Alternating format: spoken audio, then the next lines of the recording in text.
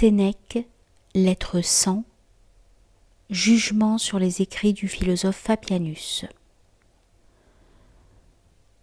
Tu m'écris que tu as lu avec beaucoup d'empressement les livres de Fabianus Papyrus sur les devoirs civils, mais qu'ils n'ont pas répondu à ton attente.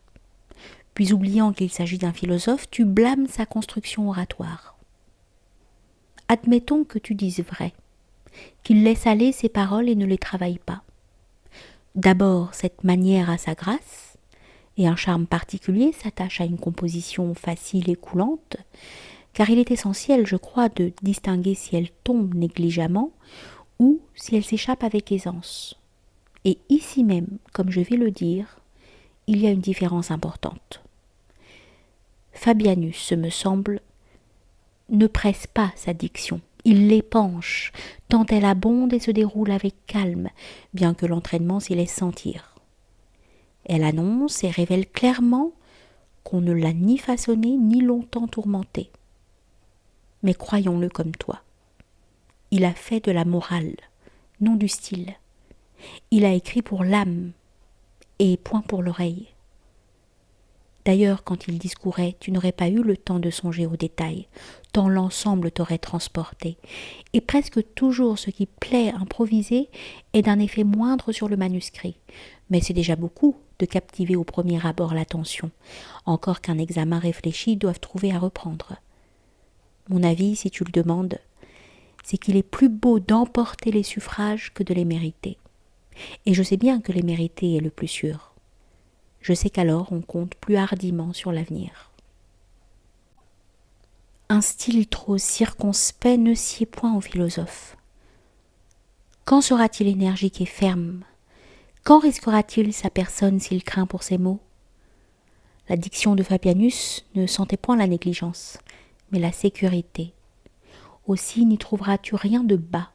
Il choisit ses termes sans courir après, ni les placer selon le goût du siècle, au rebours de l'ordre naturel. Ils ont de l'éclat, quoique pris de la langue ordinaire. Sa pensée noble et magnifique n'est point écourtée en sentences. Elle se développe largement, et tu trouveras chez lui des manques de précision, des structures de phrases peu savantes, et qui n'ont pas notre poli moderne. Mais l'œuvre, entière bien considérée, on n'y voit rien d'étroit et de vide. Là, sans doute, ni variété de marbre, ni salon entrecoupé de canaux d'eau vive, ni cabane du pauvre, ni tout ce qu'un luxe dédaigneux de la belle simplicité entasse de disparate. Mais, comme on dit, la maison est bien construite. Ajoute qu'en fait de composition oratoire, on n'est pas d'accord. Les uns lui veulent une nudité sauvage pour parure, d'autres l'aiment raboteuse, au point que, si le hasard leur amène une période un peu harmonieuse, ils la démembrent tout exprès. Ils en brisent les cadences, de peur qu'elles ne répondent à l'attente de l'oreille. Lis Cicéron. Sa composition est une, souple et posée, molle sans être efféminée.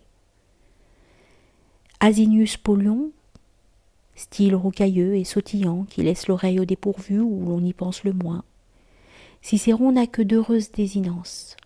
Chez Polion, tout est cascade, sauf quelques phrases bien rares sorties d'un moule convenu et d'une structure uniforme. Pour Fabianus, il va, dis-tu, terre à terre et s'élève peu. Je ne crois pas que tel soit son défaut. Il n'y a pas chez lui manque de grandeur, c'est du calme, c'est le reflet d'une âme habituellement paisible et tempérée. Il est uni, mais sans bassesse. Il n'a pas cette vigueur oratoire, ces aiguillons que tu demandes, ces sentences frappantes et soudaines, mais voit le corps tout entier. Bien que sans apprêt, il a sa beauté. La dignité, son discours ne l'a pas. Elle est au fond de sa doctrine. Montre-moi qui tu pourrais préférer à Fabianus. Je te passe Cicéron, dont les œuvres philosophiques sont presque aussi nombreuses que les siennes. Mais s'ensuit-il qu'on soit un nain dès qu'on n'a pas la taille du géant? Je te passe Asinius Polion, et je dis, en si haute matière, c'est exceller que d'être le troisième. Nomme Tite-Live enfin, car il a écrit aussi des dialogues, qu'on peut rattacher à la philosophie autant qu'à l'histoire, et des traités de philosophie pure. Je lui ferai place encore, mais vois que de rivaux on dépasse qu'on n'a que 3 vainqueurs, et tous trois des plus éloquents. Mais Fabianus n'a pas tous les mérites. Son style est sans air, bien qu'il ait de l'élévation. Il n'est point rapide ni impétueux, malgré son ampleur. Il n'est pas limpide. Il n'est que pur. Tu voudrais, dis-tu, l'entendre malmener le vice, mettre les périls au défi, apostropher la fortune, humilier l'ambition. Tu voudrais que le luxe fût gourmandé, la débauche stigmatisée, la violence désarmée, que l'art oratoire parfois lui prêtât ses foudres, la tragédie son grandiose, le comique sa finesse. Veux-tu donc qu'il s'amuse à la plus petite des choses, aux mots? Il s'est voué à la science, son sublime objet, et l'éloquence le suit comme son ombre, sans qu'il y prenne garde. Non, sans doute, il ne s'observera point à chaque pas, ramassant sa phrase sur elle-même, aiguisant chaque parole en traits qui réveillent et qui bercent. Beaucoup, je l'avoue, tomberont sans porter coup, et par moments son discours glissera sur nous sans agir. Mais partout régnera une grande lumière. Mais si long qu'il soit, le chemin sera sans ennui. Bref, il te laissera convaincu qu'il a écrit comme il sentait. Tu reconnaîtras qu'il a tout à fait pour t'instruire de ses idées, qu'il a tout fait pour t'instruire de ses idées, et non pour flatter les tiennes. Tout chez lui tend au progrès, à la sagesse. Rien ne vise aux applaudissements. Je ne doute pas que tels ne soient ses écrits, bien que j'en juge plutôt par réminiscence que sur le livre même, et que leurs caractères m'apparaissent moins comme l'impression familière d'un commerce récent que comme les traits généraux d'une lointaine connaissance. Tel il me semblait du moins quand je pouvais l'entendre, non substantiel mais plein, fait pour enthousiasmer les jeunes âmes bien nées et les enflammer d'un zèle imitateur, de l'espoir même de le vaincre, exhortation selon moi la plus efficace, car on décourage si on donne, si en donnant le désir d'imiter, on en ôte l'espoir.